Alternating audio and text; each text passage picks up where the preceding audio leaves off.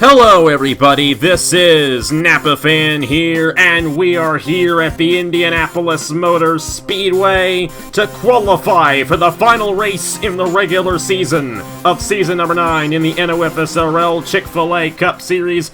Here on July 4th weekend, it's gonna be a huge weekend here in the NOFSRL.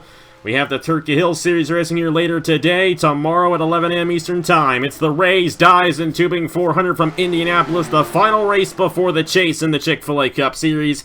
And then tomorrow night at 9 p.m. Eastern, it is the America 100 in the Haas IndyCar Series. We begin with uncharted qualifying for the Rays, Dies, and Tubing 400 here from Indianapolis, a 5-minute session. And it does appear that the number 21 of Carter Friesen, who won at Pocono last weekend in the Turkey Hill Series, will not actually get a time in to start off here. Issue on the 21 machine. Join alongside Matt Tuck for the call of this one. The 2 races you've called with me so far this season have been wild. Do you think we're going to have another wild one tomorrow? We'll see. I mean, obviously this is an interesting racetrack, a lot different from where we've been, because we were at Kansas and Chicagoland, so completely, not even length distance wise, but it should be, fingers crossed, will be fun. I mean, we'd love to go 3 for 3 on the year so far and have 3 absolutely thrillers, but I mean, plus too, you have the suspension of, this is the end of the regular season, it's coming down to tomorrow, so that I think even if the insanity isn't up like it was at some of these other races we've done, I think in other ways it'll still be just as good a race. Yeah, and we got so many points races going on here. There are 4 drivers who have clinched. That's Sam and Oskin, quite obviously 102 ahead of the cutoff.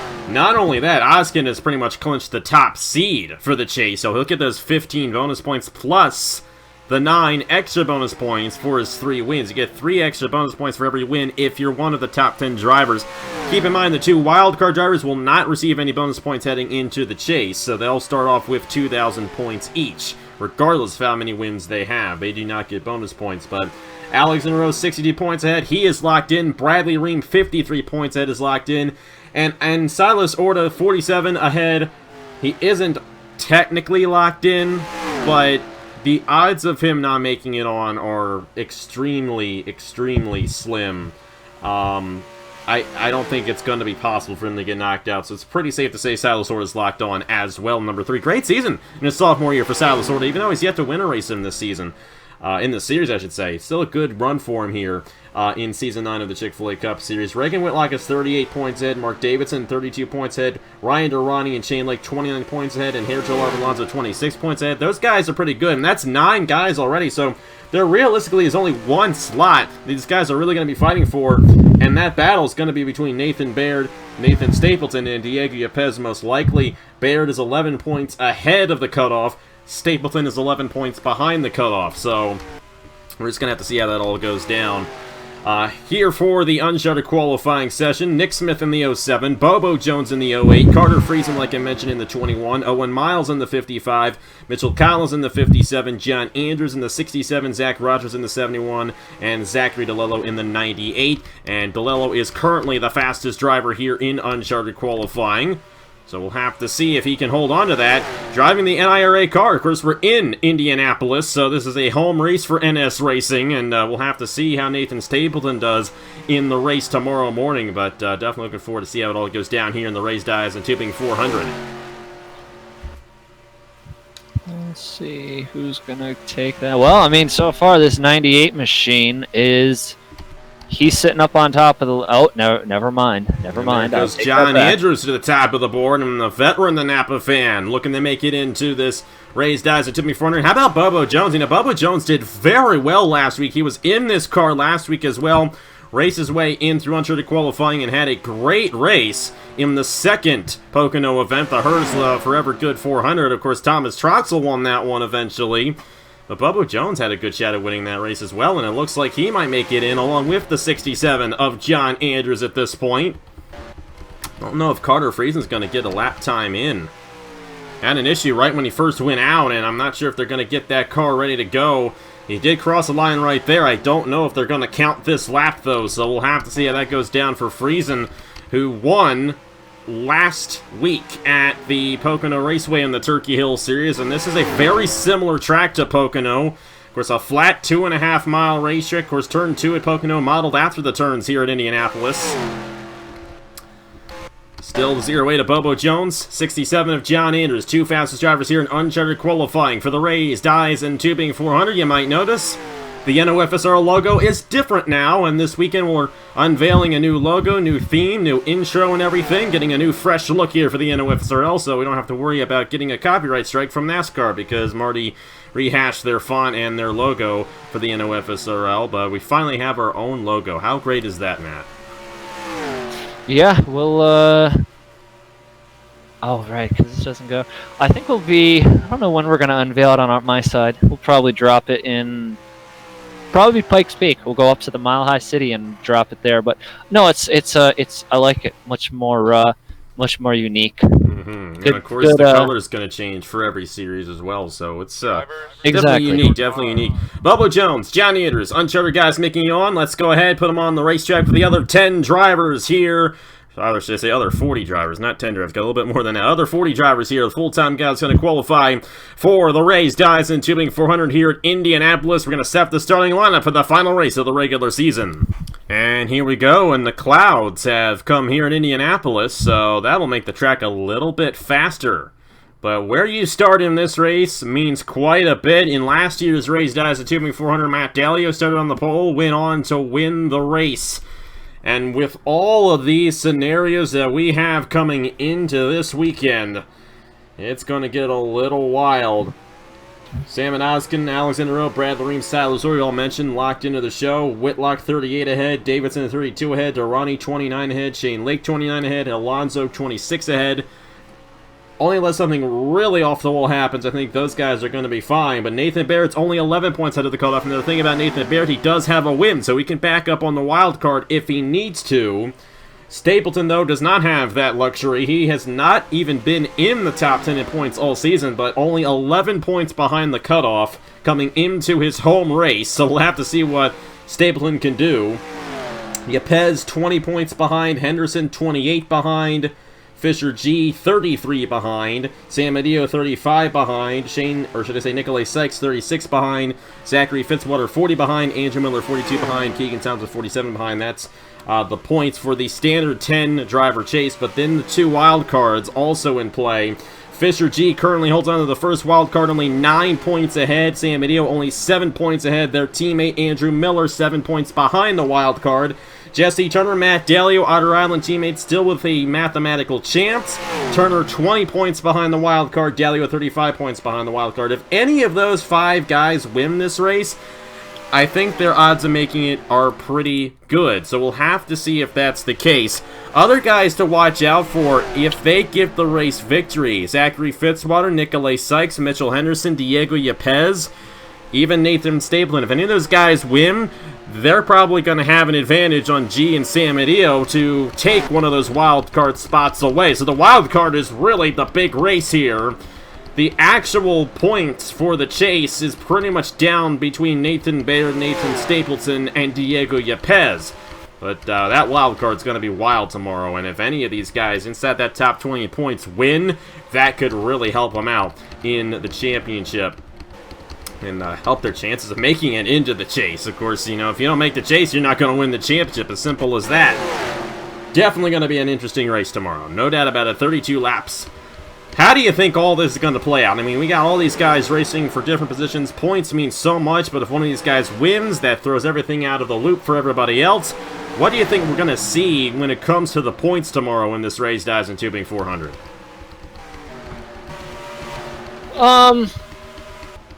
This point system's always such a tough one because you have to look at it kind of like you have the how do I word this? I don't think for the guys who are sitting in there, you have to figure if you're more than about 20 points to the good right now, even for some of those guys who are in the 15 to 20 range, if you're above that, you have to figure barring a disaster. Or let me phrase that. Barring a disaster or somebody behind you winning and you running average, you're probably good. It's the guys where if you're like 10 10 points, a 20-point swing. You could be 10 points in, 10 points out. That to me is the area where you have to really start to like bite your nails and wonder what's going to happen, because that's not safe territory. Because at the end of the day, if you've been running solid all year, figure barring an accident, if you're 29 to the good, you'll probably make it.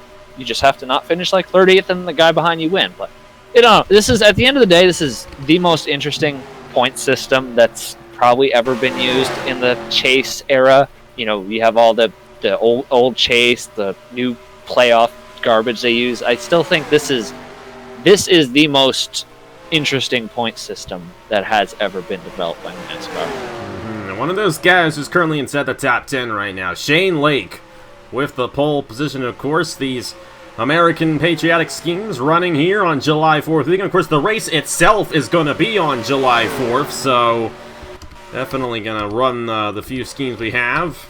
You got one of them right there, LJ Semedo, taking the top position away. It's Semedo, Shane Lake, Tristan Allen just went to third. Stapleton just went to second. That's a big one right there. Now he's up to the third position as John Arndt goes to second. I gotta think, you gotta really watch out for Stapleton. I think if there's any one guy to watch out for in tomorrow's race, it's this guy, Nathan Stapleton, of course. Driver the number 97 for NS Racing, a home state race for Stapleton, only 11 points behind Baird in the wild card, or not in the wild card, but in the cutoff for the chase. The thing is, Stapleton does not have a win, so he has to make it inside that top 10 in points if he's going to have a chance at making the chase. And we're just going to have to see if that ends up working in his favor. But at the moment, the way they have currently qualified, Nathan Baird not looking too sharp. He is 39th. This is our defending champion of the Chick-fil-A Cup Series. I don't think it's really been mentioned that much that he is a defending champion, but he is. And here he is. Well, he just moved up. He got a good run there. He went up to the 14th position. That's so better. now things have turned again. Stapleton is 5th. Baird is 14th. It's an 11-point gap between the two of them. And if they're tied, Baird has the advantage because of his race victory from Portland. So we're just going to see how that plays out. Bradley Reams just taking the top position.